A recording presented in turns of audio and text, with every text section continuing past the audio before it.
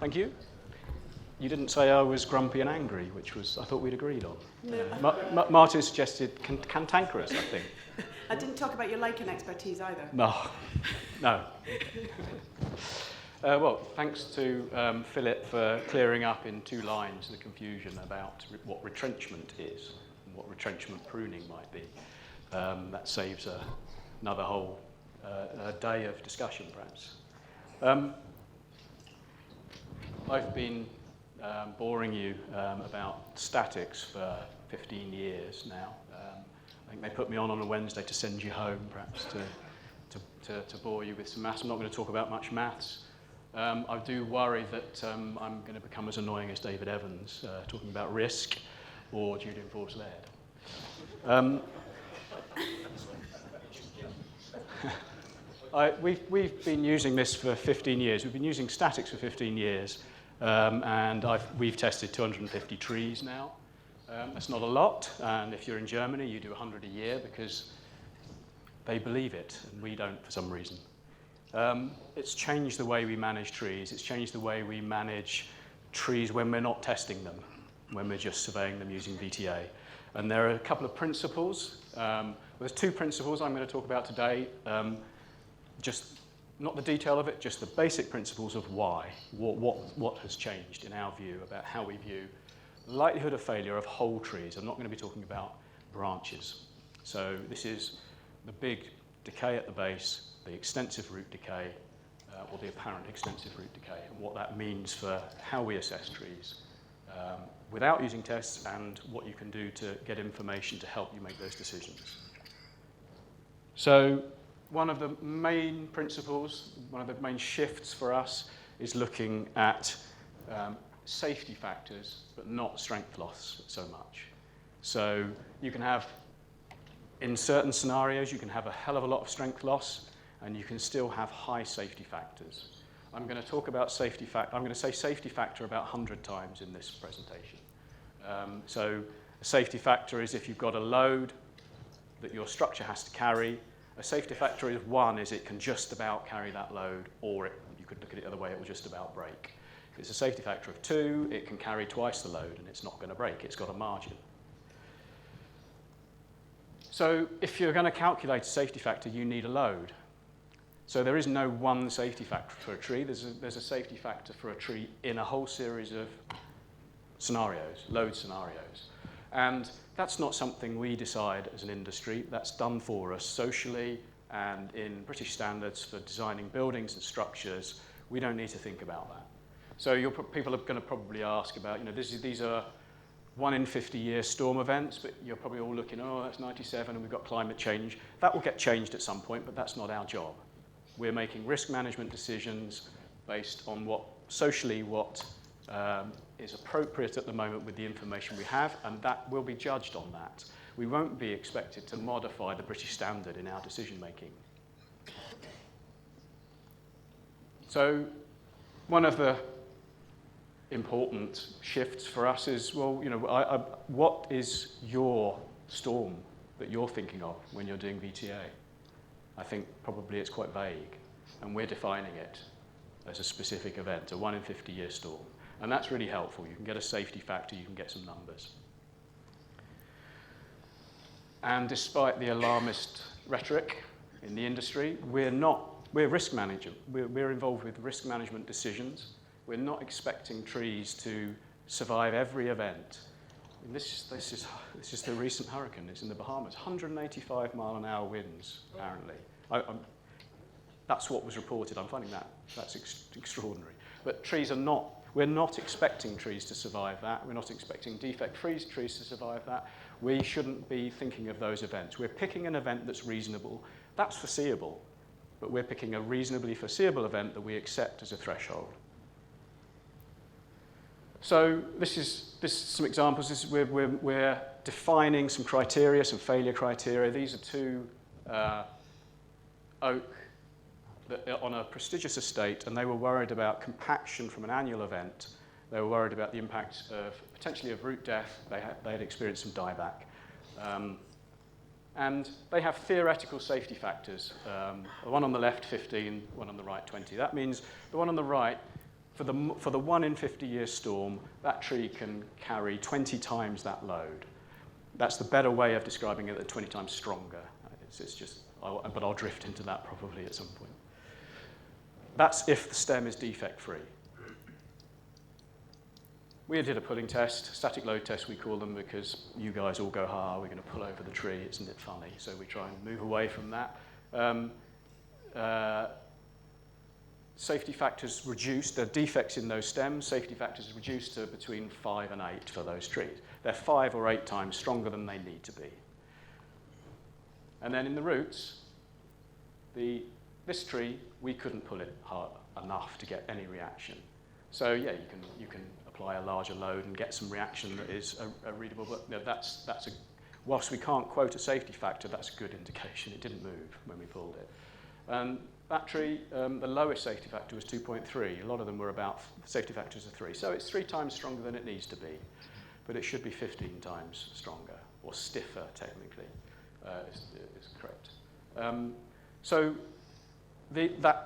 that's our typical experience. You can have high reductions in strength or stiffness, and you have safety factors that are still high enough and often higher than defect-free trees.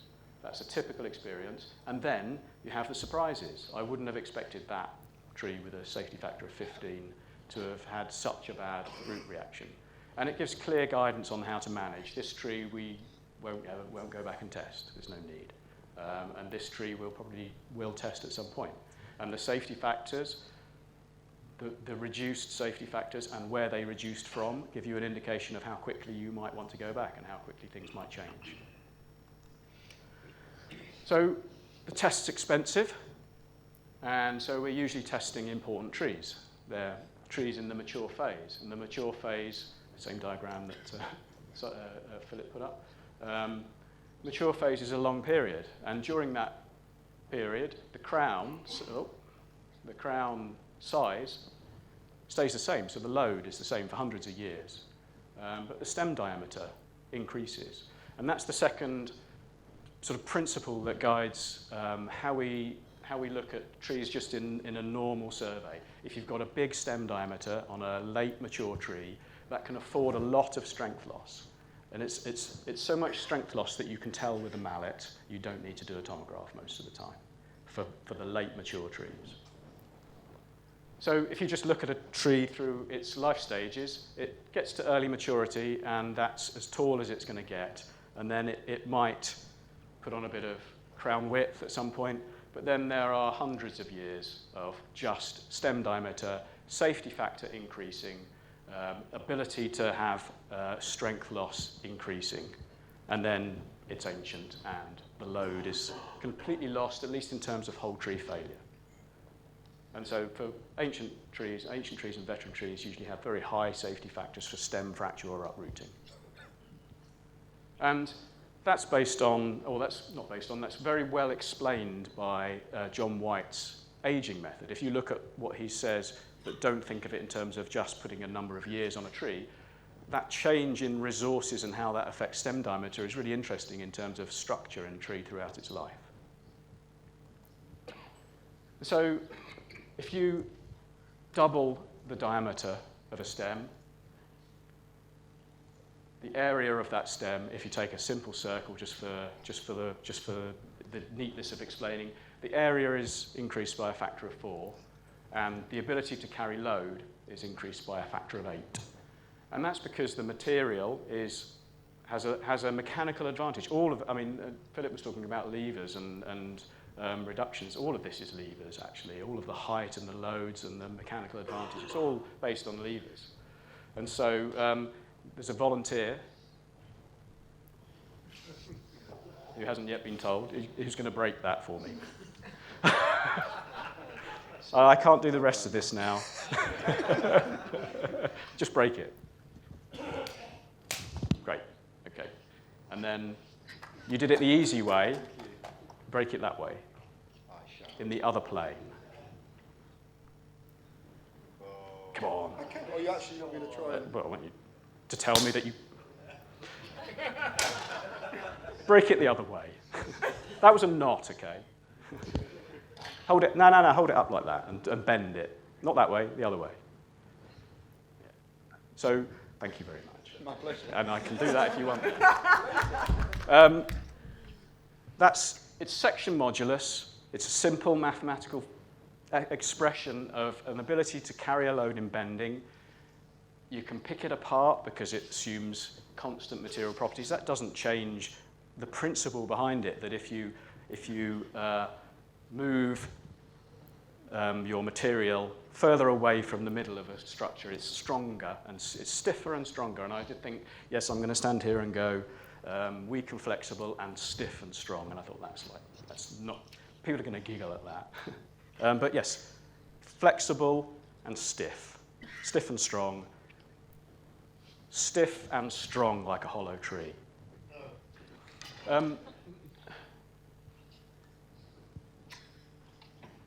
And I think that's been a very useful photograph. There's an early mature tree with a very thin stem next to some veterans in Richmond Park, and they will have huge strength loss, but they would have started at safety factors of 20 or 30, and they've been reduced by half or by 75%, and they will still have a higher safety factor than that tree because the load is the same and the stem's small. And I've presented this before, and it is the silly, simple maths, but it explains what's quite a simple principle, actually, is that this is a graph of T over R ratio and then remaining area and section modulus, this expression of an ability to carry a load in bending. So you have a solid tree up there with a T over R ratio of 1. You have very hollow trees down that end. That's area, and that's section modulus. It's how those measures change as you increase hollowing. And at the 70% hollow, the third rule, T over R ratio of 0.3, you have lost 50% of your area, but your ability to carry load has only been reduced by 25% because all the material is on the outside of the stem. So you think of 70% hollow, you've got 70% of the strength that you had when it was solid. And if you look at some real trees and you plug them into some software to work out safety factors, an early mature tree, and this is an oak with a diameter of 60 centimeters, that's going to have a safety factor of something like 2. And at late maturity, where the stem has doubled in diameter, that's got a safety factor of 10. It's 10 times as strong as it needs to be, or it can carry 10 times the load. And so if you have that tree, if that tree is 70%, if it's hollow and has a T over R ratio of 0.3, it's got a safety factor of 7.5. It's pretty safe compared to the early mature tree that's defect-free that has a safety factor of 2. And so hopefully you can see why safety factor for us has been a really dramatic change in the way we look at defects in trees. We haven't talked about even material properties, and I'm not going to talk about material properties, and I usually avoid it in any talk because it's really complicated, and we present really simple representations of it, and it probably raises more questions than it answers. But put very simply, there is a proportional linear reaction between load and the amount of material deforms, and we're only ever interested in that the elastic part of the curve, where if you take away the load, you've got no damage. And that's one of the principles of the failure criteria that we look at all the time, is that we don't accept any permanent damage. And the only reason I put that up there is to say that these are the extremes in the UK, that oak is twice as strong as horse chestnut as a principle. And you can argue about the numbers a bit, but 14 megapascals, 28 megapascals. And that means if that example I gave you was actually a horse chestnut, the safety factor would be 3. And if we hollow it, it would be 2.3. And you're all saying that's not half. And that's because horse chestnut is half as strong, but it also has a really disadvantageous coefficient of drag. It's got stiff twigs and big leaves. So it has more load than an oak, where it's generally exposed to more load. That's if these proportions are the same, if the height's the same, the stem diameter, the crown size. So this is meant to be about pruning, but I can't talk about pruning without having safety factors and strength loss and the importance of those in any assessment of of why you might prune something. So pruning seems appealing because if you take a structure and you break it up into some equal parts, just for the illustration purposes, and you assume that each of those parts has a 1 kilonewton force on each of those squares, that part contributes 11 kilonewton meters to the bending moment at the base, or the moment at the base. And that part contributes 10 kilonewton meters, and that part contributes 9. And so the parts at the top of any structure are carrying more load, are transferring a greater moment to the base. And so they're disproportionately contributing to the load. And so if you take them off, you have a bigger impact than if you take off parts lower down or in the middle. And we can show that by plugging some numbers into our software using some examples. So you've got a calculated design wind load, this shape of a tree crown in a wind flow, in a wind model, we would estimate that that's 400 kilonewton meters, and that with the stem that I've plugged in here, that would be a safety factor of 5, and we can reduce that by a meter, and we can get a lower design wind load and a higher safety factor, and we can do that and increase our safety factor incrementally and disproportionately. And just running that process, you've reduced the crown height by 14%, area by 24%, design wind load goes down by 33%, and the basic safety factor is increased by 50%. So there's a disproportionate beneficial change in the basic safety factor. That's been stolen by a guy in America, who has used this to justify why we should prune trees. And there's a big problem with it in terms of what he's presenting, because it would have a safety factor of 5. It's not a great example to show why you should prune trees. If that tree was 80, it had a T/R ratio of 0.2, it would have a safety factor of 2.5, and you don't need to prune it.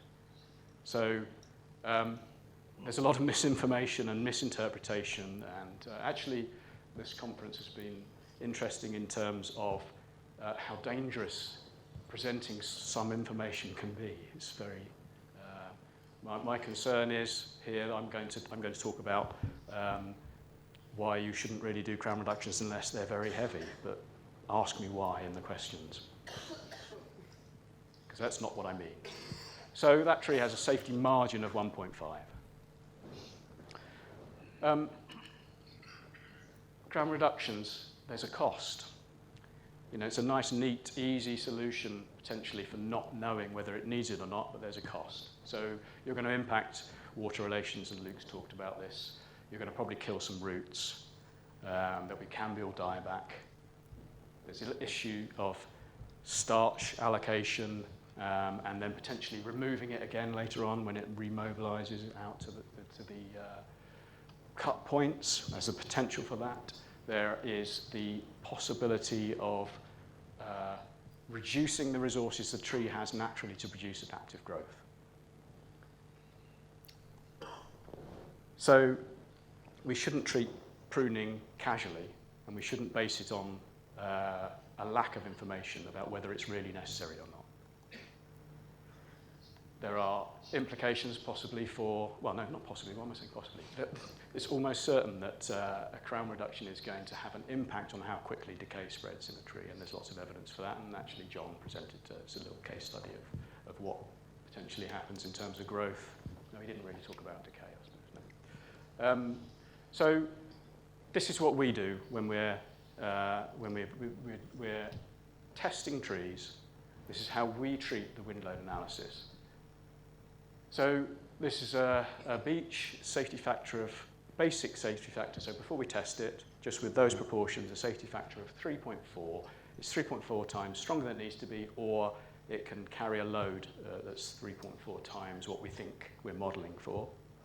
And that tree fails our test. There's a safety factor of less than 1.5 at around 1 metre. And it has its worst safety factor at the base in terms of tipping, in terms of root plate uprooting, safety factor of 1.1. And that tree has Precautionary and Ganoderma. And it's been managed by a local consultant for decades. And he's been monitoring it with tomographs, and he eventually decided he's not confident enough now to keep the tree. So he wanted some more information. So we could reduce that crown, and the software shows us how much, what's the minimum, what crown reduction would just bring that safety factor for the lowest reading, the 1.1, what would bring that back just up to 1.5. So that can avoid you doing a massive crown reduction, in other words, because you've got some information to base on how little you need to do. And that brings this up to 1.5, and around here, where it was 1.3, we get 1.8. And we like to have 1.5 because we want a margin, because this isn't perfect, and things change, and for a whole load of reasons. We don't want to hover around the safety factor of 1. But the tree very quickly grows back. So I've just managed to get my tree with problems, issues,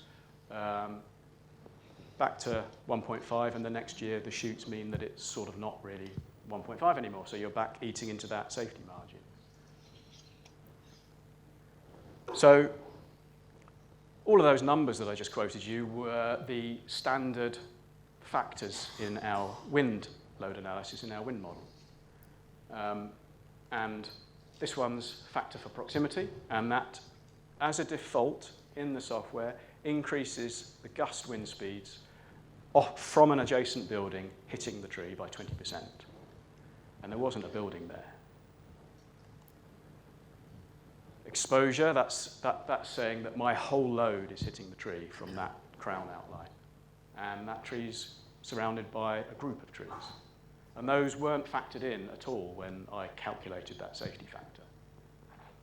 And so we can reduce the load, but we can do it by just quantifying it more accurately and putting more thought into it. So the factor for proximity, we would normally, if there's no building next to a tree in a suburban environment, which is what this was, we would say, well, okay, we'll put the default factor in for countryside, which is, are there other trees near that? And that will be a factor of 10% increase for gusts from other trees, which is probably still conservative. It's probably not that. Most of you, or actually I didn't for a long time, you're thinking in terms of wind pressure hitting the crown. So the wind hitting the sail of the crown, really nice and simple. But actually the wind flows around the crown, and that creates friction on the periphery. And then you get vortex shedding or drag pulling the tree along with the wind flow. And actually the proportions are equal. So wind pressure hitting the sail is about 30% of the bending moment. And friction is about 30%. So if you've got two trees either side of your tree and nothing flows around it, and you've removed the friction, that's sort of 30% of the load not happening. So we can reduce the factor for proximity by 1.1 and the exposure factor by 0.8, because you don't want to say it's 30%, all of the friction's gone. And they're reasonable adjustments to make to more accurately measure your or estimate your wind load. And if you do that, you decrease the wind load by reducing the factor for proximity, and you increase the basic safety factor, and you decrease the wind load when you take into account shelter, and you increase the basic safety factor. And then this is the effect it has on that lowest reading. Safety factor of 1.1 for uprooting goes to 1.3, goes to 1.6. And so we're now no longer saying that that tree is likely to fail in a 1 in 50-year storm. And what Philip was presenting, he's already done that when he's talking about trees he's worried about. So some of you are probably a bit uncomfortable fiddling around with these numbers, making estimates of the exposure factor and the factor of proximity, and trees are really complex. But remember, we're talking about a 1 in 50-year storm event, and we've got a safety margin we're wanting a 1.5. We're not tinkering around in the dangerous area. We've got a lot of room to make these decisions in. And then if we're really worried, we can put tree motion sensors on the tree, And we don't use those in our practice. We're not going to use those to make any statement about the safety of the tree. We're going to use them to say, well, how much less does this move than our model predicts, in order to inform, well, that's actually equivalent to an exposure factor of 0.7. And it gives us some data to justify how much we might adjust our exposure factor. This is another example. This is a 27.5 metre beach, and so it has what I would say that's a really low safety factor for a mature beach. It's a mature theoretical safety factor for its dimensions. And it has Miripolis, and we tested it, and it has residual safety factors for uprooting of between 2 and 3. And so that tree's fine, but it's a bit worrying. It's only got a safety factor of 2, we want 1.5. We know we're going to be challenged because it's Miripolis, and of course you have to fell any tree with Miripolis, any beech with Miripolis. So, you know, there's room to be nervous. How quickly might things change? How often do we have to retest the tree? But it's there. It's surrounded by three or four story buildings on all sides with a load of other trees. So we can take away the factor for proximity straight away.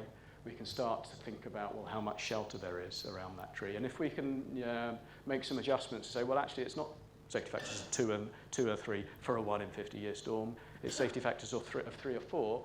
Start to relax a bit and say, well, there's quite a lot of decay that has to carry on for that to dip into a safety factor lower than 1.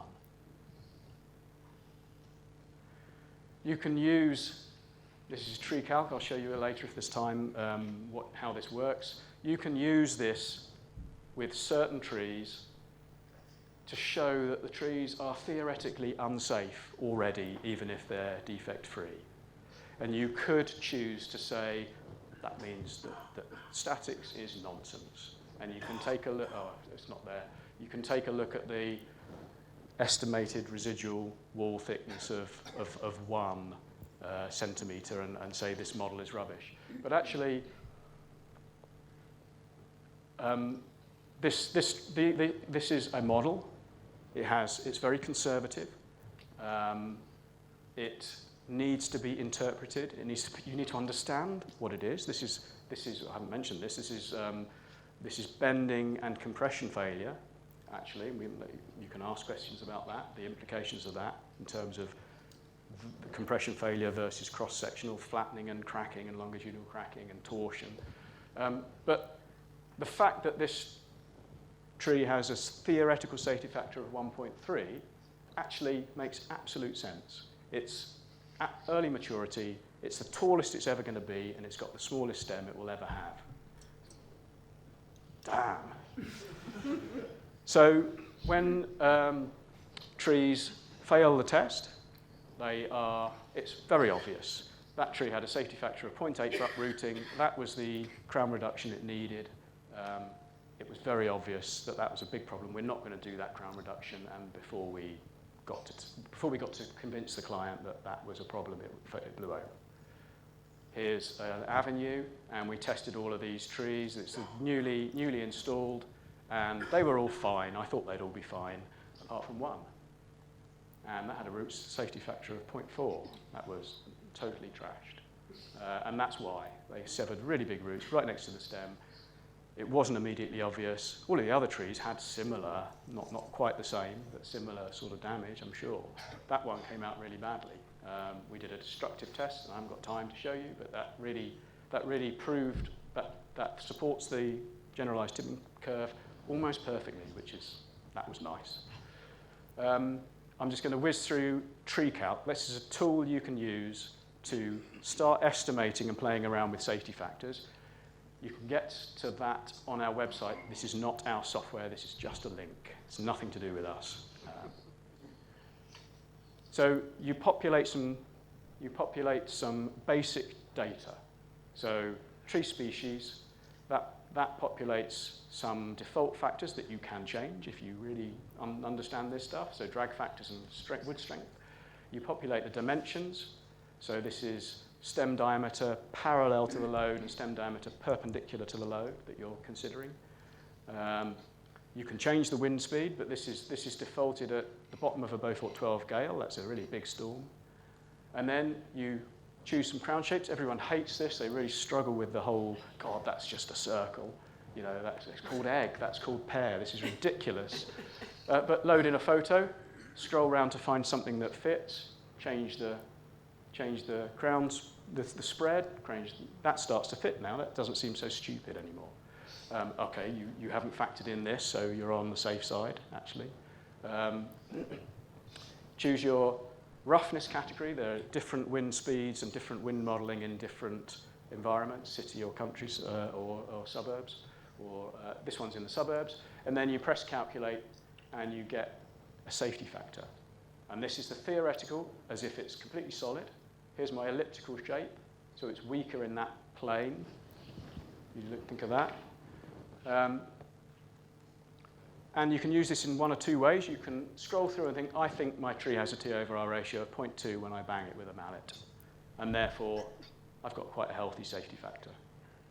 And I've got quite a lot of room for this not to be a perfect circle and material properties not to be exactly what. There's a lot of room there.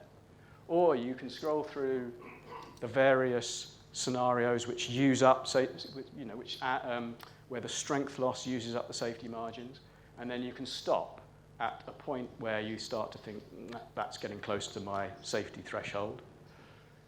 And you can say, my tree's nothing like that. There's not any, you know, I'm very comfortable. My tree doesn't have that structure. That probably seems completely ridiculous to you guys, half a tree. But if I plug in a defect-free tree that has a very elliptical stem, the safety factors, that makes sense, actually. If I put in a very thin stem tree, 60 centimetres, which is nice and neat and circular and doesn't seem so ridiculous, that's weaker than half your tree decayed away. And that's just that principle. Yes, it's weaker that way. That's back to the, if you go any further and you drop below 1.5, it tells you what crown reduction will bring that tree back up to a safety factor of 1.5. And the purpose of my talk that differs slightly from Philip's is, I think that's a bit crazy. That's the extremes of the model. I think when you get down to that, it's actually what most of Philip's examples were. You're talking about retrenchment pruning and a long-term plan to get the tree down to a smaller crown, because hovering around that 3-metre reduction is not a viable long-term solution. Got a red light. Damn. There's a load of other examples. I'll just show you. Oh, you can load in a tomograph. I think. Well, I'm going to skip that, actually. I'm just going to show you this example. It's Luckham Oak. I've presented it before. We tested it in 2009 and 2012. And when I prepared for this, I thought, bloody hell, we haven't tested it since 2012. This had extensive root decay. They excavated, and all of those were mush, according to the person who did this. And we tested it. Safety factor of 20 it should have had. It was reduced to 4, safety factor of 4. It's 4 times stronger than it needs to be. That's it, last month. It looked fantastic. We did no work. We said it has sufficient safety factors. And it has great vitality. We haven't mucked around with that. And a couple of other people have sort of said, you have to trust trees are pretty good at managing on their own. That has a 2-metre diameter and a 3-metre buttress. So it probably doesn't need roots, actually. It needs roots for vitality, but